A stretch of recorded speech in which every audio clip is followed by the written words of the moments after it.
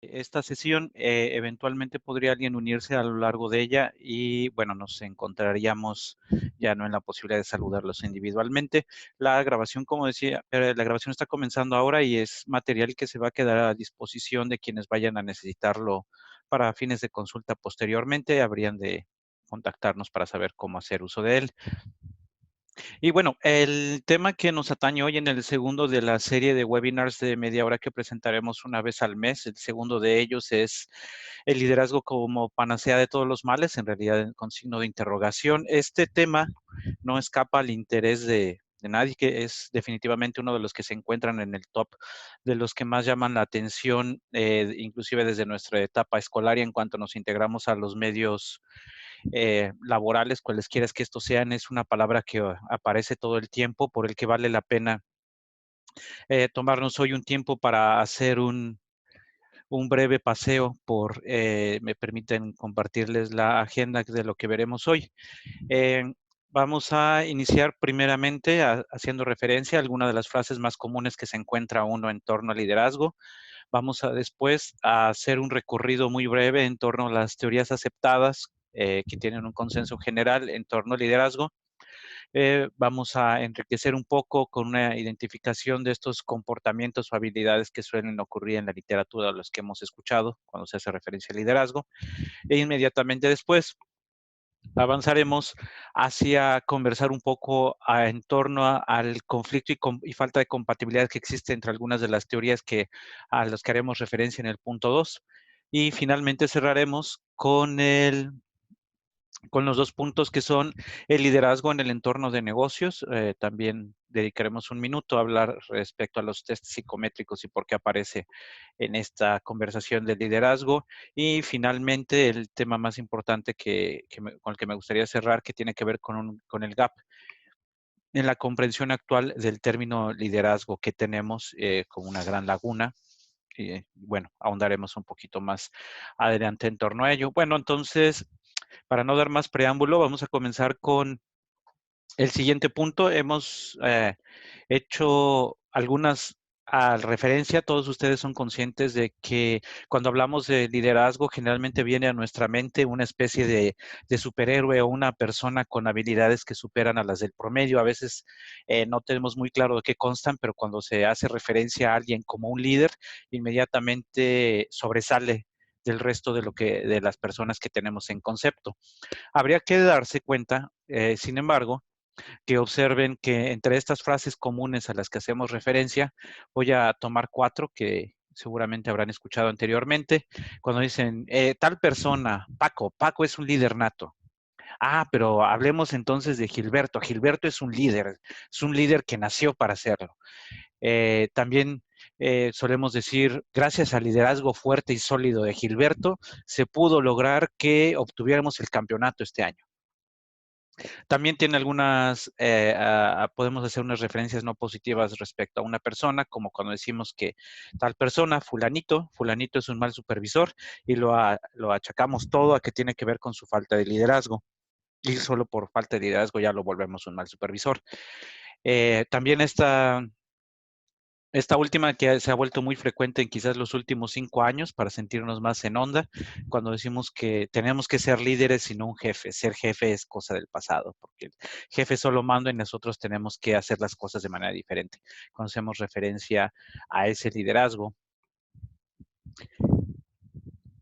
Y decía yo que justo después de la parte introductoria, que es ponernos en contexto con las frases más comunes en torno al liderazgo, también ha habido o hay una cantidad de cursos y de posturas bastante vastas. Sin embargo, esta que he tomado aquí y cuya referencia la van a encontrar en la bibliografía hacia el final de esta presentación, me gustó bastante porque me parece que resume de una forma bastante práctica las diferentes ideas que existen en torno al liderazgo y que se encuentran en alguna u otro curso o taller que hemos tomado o que algunas personas de recursos humanos seleccionan para los cuadros que trabajan dentro de la empresa. Vamos a comentar, por ejemplo, el primero, que se llama la teoría del gran hombre. La teoría del gran hombre tiene un fundamento muy, muy básico y es básicamente reconocer que los líderes nacen. Consecuencia, cuando hacemos referencia a una persona que nosotros conocemos e identificamos como líder, decimos, esta persona nació un líder. Esta persona que tenemos identificada, que tenemos en nuestra base de conocidos, al hacer referencia a que es un gran hombre, estamos haciendo referencia a estas teorías que se llama The Great Man Theory. Este es un punto muy importante porque nótese que estamos haciendo referencia a que este marco teórico dice que los líderes nacen. Por otro lado, tenemos otras teorías, como son las que vamos a comentar más adelante. Les comento rápidamente que el Trait Theories hace referencia a que nosotros identificamos una serie de habilidades dentro o de características dentro de las personas que nosotros llamamos líderes. En consecuencia, cuando nosotros decimos que esta persona es un líder, nosotros estamos haciendo referencia a este tipo de rasgos de carácter que nosotros hemos llamado liderazgo. Por otro lado, la diferencia es muy ligera entre las teorías de contingencia y las situacionales, pero básicamente lo que ambas nos dicen es que el liderazgo tiene que ver con el contexto y la situación en la que se está aplicando. Aquí hay una diferencia muy importante en contraste con el que habíamos mencionado primero. Mientras en el primero decimos, esta es la teoría del gran hombre, esta es una gran persona, nació para ser líder, en las teorías de contingencia y situacional nosotros entendemos que hay momentos en el que el liderazgo debe aplicarse de manera diferente. Este es un twist muy importante en referencia a las primeras teorías. También tenemos, por ejemplo, brincándonos hasta la teoría participativa. En la teoría participativa se hace referencia a que el líder pide opinión de su equipo para llegar a tomar una solución. Si bien se hace referencia a que él conserva la potestad de tomar o no opinión de su equipo, sí se hace referencia a que la decisión es consensada. Nótese una vez más que esto, y lo vamos a comentar minutos más adelante, esto choca con las posturas de las teorías principalmente con la del gran hombre y un poco con la situacional, porque aquí al decir que estamos tomando opinión de los cuadros, estamos haciendo o estamos dando por hecho que el mejor liderazgo es aquel que toma opinión. También tenemos este énfasis, es muy interesante porque parece ser que es el que nos saltamos cuando hablamos siempre de liderazgo, que tiene que ver con las teorías de management. Estamos englobando dentro de las teorías de management a todo este conjunto de conocimientos que han sido organizados y cuya aplicación son los contextos laborales dentro de las organizaciones, porque las anteriores podrían hacer referencia a un contexto político, social, religioso, deportivo inclusive, pero las teorías de management en torno al liderazgo sí se enfocan en el fin último que tienen todas las organizaciones, que es básicamente maximizar la ganancia o el propósito que esté concebido dentro de su misión, visión de la organización. En consecuencia, es muy difícil, sobre todo en esta teoría las teorías del management, desligar al líder de los resultados. Y los resultados deben ser tangibles y en consecuencia alineados a las expectativas del negocio. Este es quizás el contexto, si bien es el contexto más famoso, el contexto más común, el contexto en el que más escuchamos la palabra liderazgo, es quizás la que más choca si ustedes observan con las que hemos comentado anteriormente. Ya vamos a regresar a ello. Y finalmente, también hay otro conjunto de teorías que se categorizan dentro de las relationship theories, y en estas relationship theories tenemos ahora referencia a que el punto principal de estas teorías de liderazgo tiene que ver con los valores del líder. En esta es absolutamente indispensable que el líder sea un líder ético, que tenga una serie de principios, porque son ellos quienes hacen que el resto de las personas lo sigan. Nótese también que, por ejemplo, en esta teoría de liderazgo, tiene un choque absoluto con la primera que había mencionado, la teoría del gran hombre, porque mientras nosotros podemos decir en la teoría del gran hombre, esta persona es un gran líder, pensemos quizás en Napoleón, no tenía definitivamente, en contraste con las de relaciones, no tenía estas cualidades éticas y sociales a las que se hace referencia la teoría de la relación.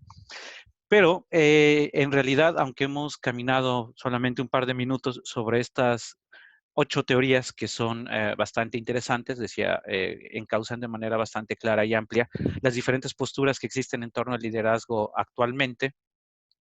Lo hemos hecho en realidad solamente para dar mayor contexto y continuando con la primera diapositiva que teníamos identificada, porque ahora dando un poco de espacio, quiero ahora aprovechar para saludar a la persona que está en la sesión identificada como Nuño.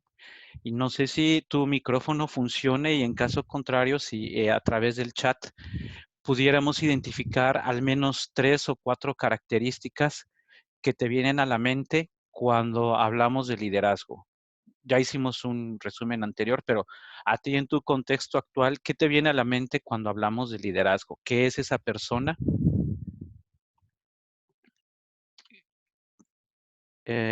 No sé si puedas activar tu micrófono o escribirlo por chat. Vamos a dar un par de minutos. En caso contrario, haría yo uso de un banco de respuestas que tengo de un par de cursos que se dieron anteriormente. Bueno, veo que Nuño no está participando ni por audio ni por chat, entonces voy a tomar las respuestas que han dado del banco. Entonces, una que ha aparecido con suma frecuencia cuando hablamos de liderazgo, si le pedimos a un equipo de trabajo que identifique quién es un líder, hacen referencia a la fortaleza. Para las personas, la fortaleza es una habilidad nata de un líder. Algo que también ha salido muy frecuentemente es hablar de que es un buen comunicador. También algunos hacen referencia a que el líder es empático. Más, quizás con un poco menos de frecuencia, hablan de que es un visionario. Cuando habla de un líder, piensan en que es una persona que tiene una visión y sabe hacia dónde quiere llevar al equipo de trabajo. Y finalmente, otro rasgo al que se hace referencia cuando se piensa en liderazgo, decía yo, basado en lo que tengo como banco de respuestas de otros cursos, es que es un buen negociador. Y aquí aprovecho para mencionar que en los webinars mensuales vamos a tomar un espacio para hablar justamente de negociación, porque es uno más de los términos de los que más se habla y de los que poco se conoce a profundidad. Entonces, pero vamos en este momento a dejar la palabra negociador como tal, como esa persona que se acerca a otra para poder obtener un beneficio y satisfacer una necesidad sobre la que tiene que trabajar con otra persona, porque si no existe otra persona, no existe negociación. Ese es un punto muy importante en los ámbitos de negociación. Bueno, entonces, ahora, ¿qué ocurre con estas 4 o 5 estos 5 traits que acabamos de identificar en contraste con las teorías? Podemos observar rápidamente que algunos de estos justamente entran en algunas de estas teorías y no debería ser sorpresa porque hemos sido condicionados por entrenamientos o por el propio ambiente a identificarlos justamente como los rasgos que nosotros queremos repetir o identificar cuando estamos hablando de un buen líder. Pero regresando a la conversación anterior, y bueno, tenemos identificados estas 5, podrían ser 7, podemos seleccionar un marco teórico de alguna de las 8, que es la que va a guiar nuestro aprendizaje sobre el liderazgo, pero ahora, el punto importante es, ¿qué ocurre cuando nosotros hemos definido tomar este marco teórico y nos encontramos con esta falta de compatibilidad o conflicto entre ellas? Por ejemplo, entonces, ¿los líderes nacen o se hacen? Para tener una traducción que en español común pueda entenderse. ¿Cuál es si nosotros nos vamos a la teoría del gran hombre, entonces los líderes nacen. Alguien que no nació líder no va a ser líder aunque lo entrenemos. Pero si nos vamos a otra de las teorías, la otra nos dice, no, sí puedes entrenar un recurso para que desarrolle ciertas habilidades de liderazgo. Ahora, una de las grandes debilidades de estas teorías que proponen que los líderes sí pueden ser entrenados es que identifican, por ejemplo, en la tabla donde nosotros identificamos 5, ellos dicen, bueno, es que todas las personas que sean buenos comunicadores, que sean visionarios, que sean enérgicos, que sean éticos, son en consecuencia buenos líderes. Y nosotros observamos en el campo laboral que esto no es así. Podemos tener a dos personas que presenten estas características y solamente una de ellas es un líder. Ahí es donde estas teorías se quedan cortas, porque ellas no alcanzan a identificar cómo, estando presentes esas habilidades o rasgos que nosotros habíamos dicho eran liderazgo, y teniendo más de dos o más personas con dichas características, no todas presentan el mismo nivel de liderazgo, que es entonces lo que se nos está escapando. En esta laguna por el que el concepto de los líderes nacen, que todavía está vigente. Por otro lado, y avanzando a una más de las contradicciones, son bastantes, yo solo estoy mencionando las más comunes. Tenemos, bueno, y si yo soy un líder, como ya habíamos dicho, de acuerdo al liderazgo situacional o de contexto, entonces yo como líder tengo que acomodarme hacia las necesidades de las personas que me reportan. Es ese el que yo debería hacer, pero nosotros ahora recordemos que que en estas posturas de liderazgo situacional en particular, donde se hace referencia al liderazgo autocrático, donde es una sola persona quien toma todas las decisiones y las cascadea hacia los siguientes niveles, a el líder democrático que toma en cuenta la opinión de todos antes de llegar al curso de acción. Entonces, quizás también una vez más, si me permite utilizar un español muy de uso común, ¿qué tanto es tantito? Por eso la pregunta está planteada es, entonces, ¿en qué nivel yo sé cuándo? Porque además, con esta limitación que tenemos los seres humanos de hablar todo en blanco y negro, parece ser que solo existen dos mundos. O siempre tomo opinión de mis recursos para tomar una decisión, o siempre impongo mi punto de vista. Y si no es eso, ¿cuál es la escala de grises que define en qué momento yo impongo y en qué momento yo lo tomo? Tendríamos que revisar alguna de esas teorías, ya sea la environmental, para poder encontrar cuáles son estos factores que los grandes líderes toman en cuenta para decidir si es uno u otro. Pero a su vez, esta flecha que acabamos de plantear, que es, bueno, entonces si yo me acomodo a las necesidades de mis reports, entonces, ¿el liderazgo nacemos o nos hacemos? Volvemos a regresar, les decía, a estos conflictos que son comunes entre todas las posturas actuales de liderazgo. Y esto una vez más nos lleva a la siguiente. Entonces, ¿hay mejores prácticas de liderazgo o no?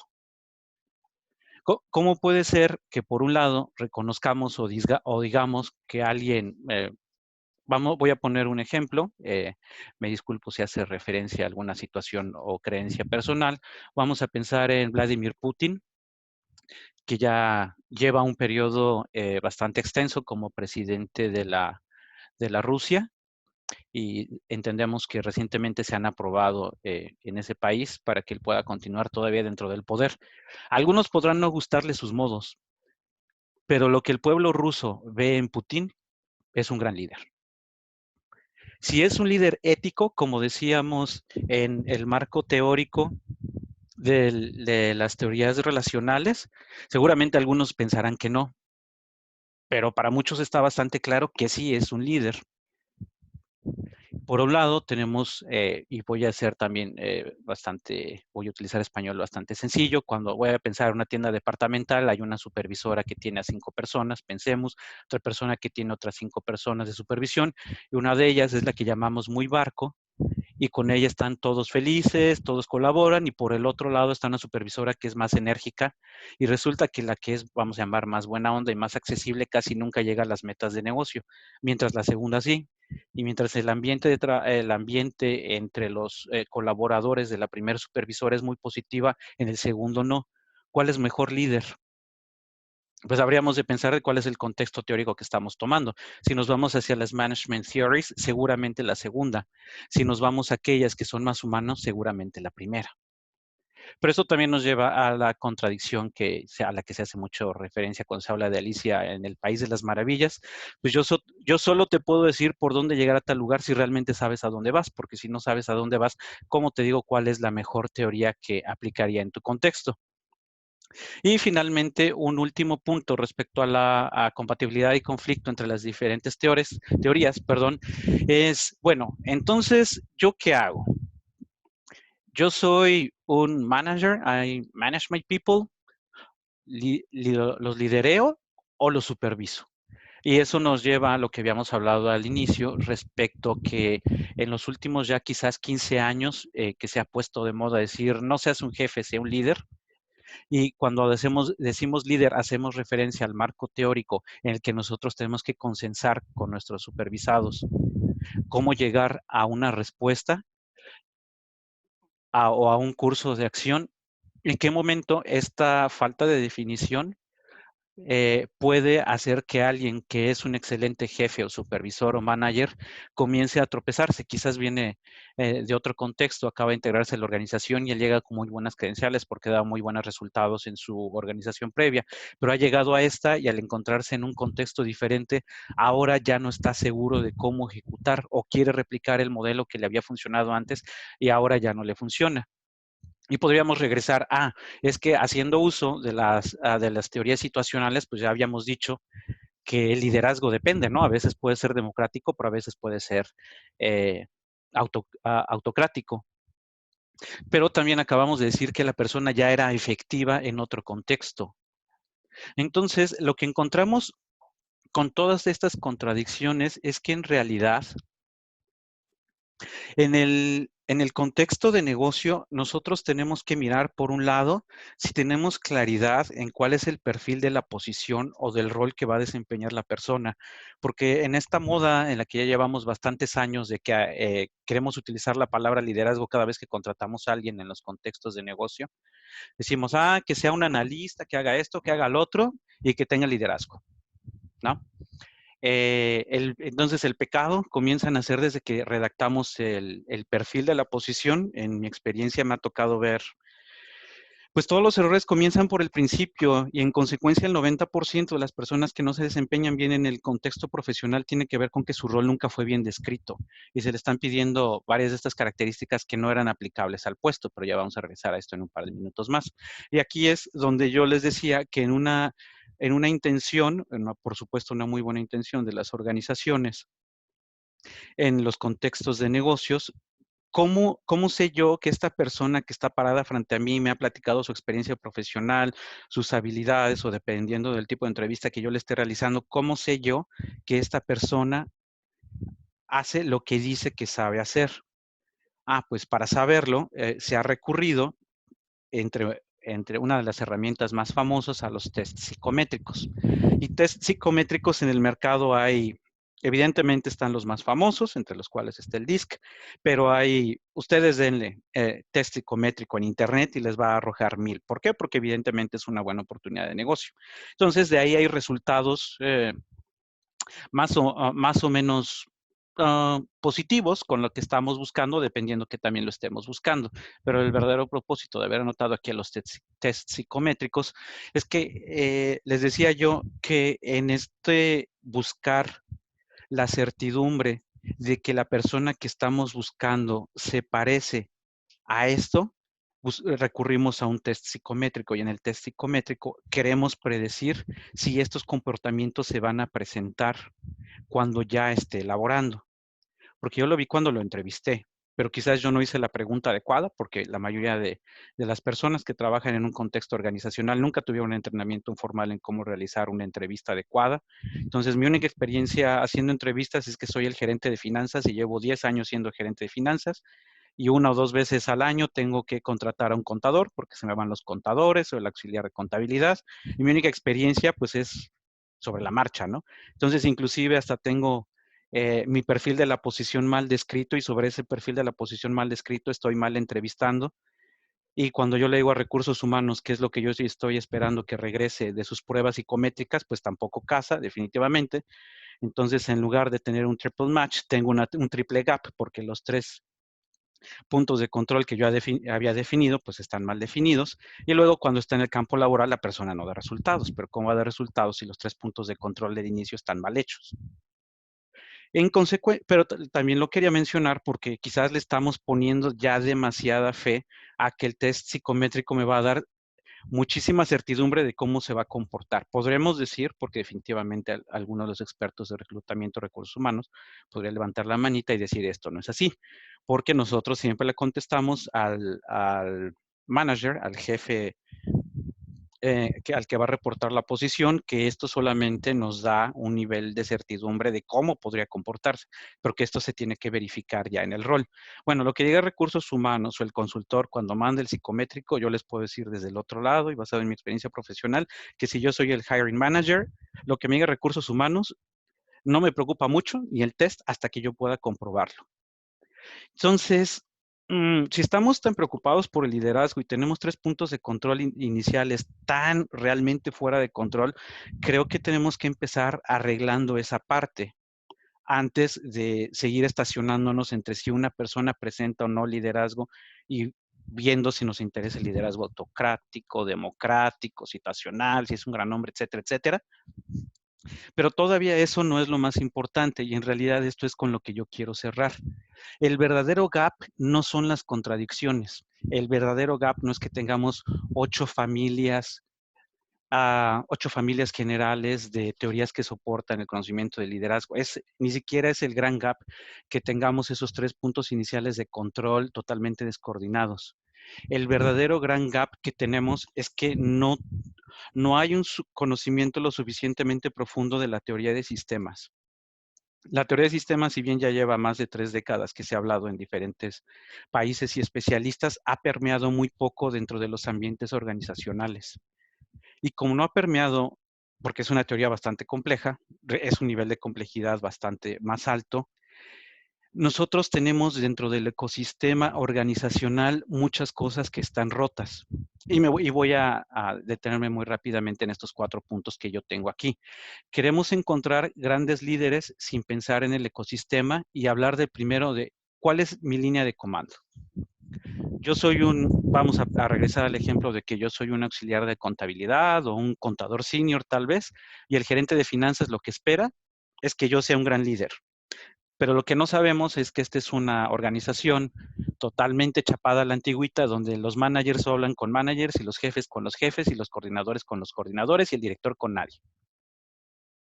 ¿Cómo aspiramos a que un líder con sus habilidades natas o cualesquiera que hayamos definido en nuestro marco teórico pueda dar grandes resultados si nosotros no tenemos claro que el ecosistema organizacional está enfermo en las líneas de comando?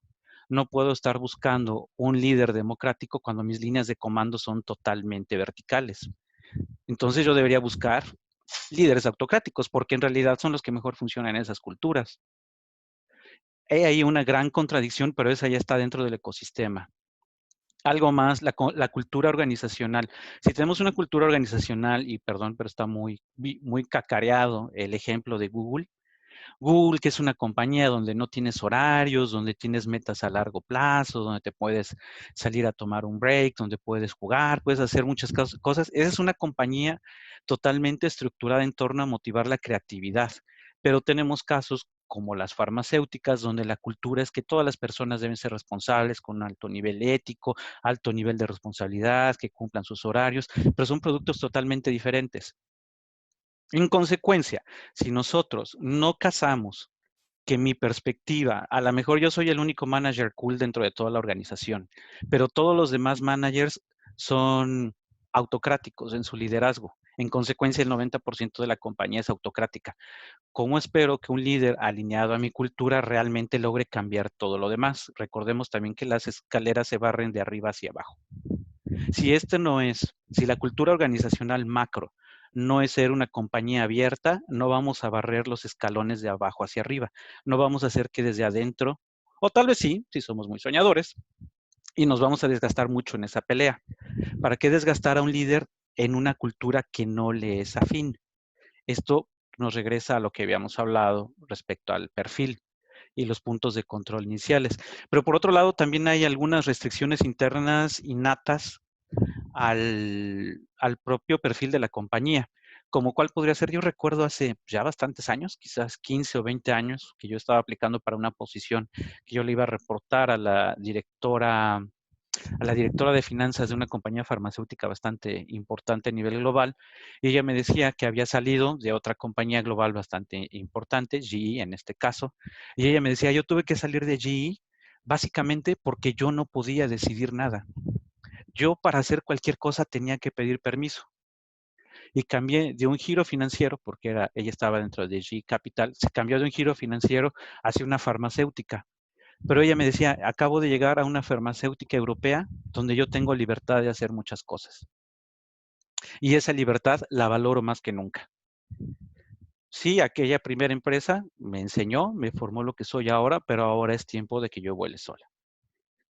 Pero esos constraints, que en este caso son los procesos propios de la compañía, es algo que nosotros no podemos cambiar, porque además a nosotros nos contratan para buscar maximizar el beneficio de la compañía dentro del contexto de sus procesos. Eventualmente, si la compañía es abierta, nos va a permitir cambiar o negociar algunos de ellos, actualizarlos, pero no para llegar a pelear contra ellos. Y finalmente, dentro del ecosistema, para cerrar el gran gap que tenemos, el verdadero gran gap que tenemos en nuestro conocimiento de liderazgo y cómo podemos tener líderes exitosos en la organización, tiene que ver con el desarrollo del personal.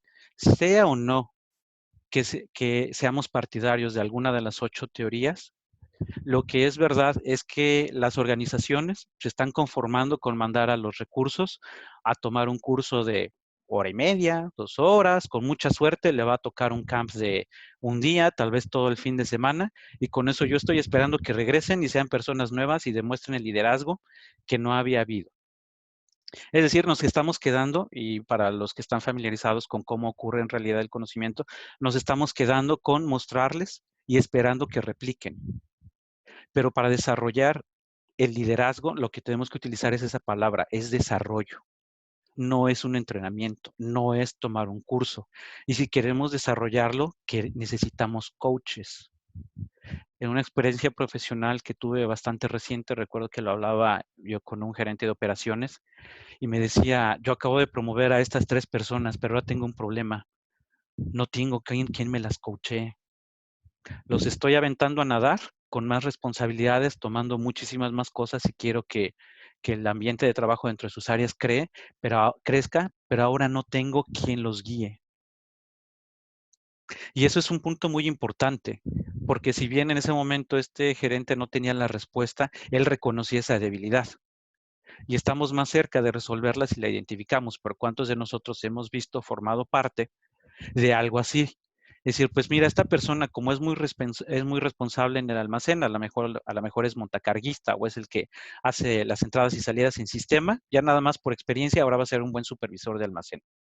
Y lo aventamos ahí, lo dejamos con su carta de promoción, con el incremento de sueldo, con que ya le reporta quizás al gerente de materiales, y hacemos changuitos y que ojalá alguna divinidad lo ayude para ahora tomar el nuevo rol que ahora es no solo de supervisión, sino de liderazgo. Lo que está enfermo, insisto una vez más en esto, es nuestra falta de conocimiento del ecosistema. Y mientras no trabajemos con el ecosistema, el gran gap de los resultados del liderazgo no va a ocurrir. ¿Esto es sencillo? La respuesta es no. De hecho, es tremendamente complejo, pero es lo suficientemente complejo como para saber que si queremos desarrollar a nuestros líderes, tenemos que invertir en ellos algo más que solo un curso de media hora, 1 hora, 2 horas, un fin de semana.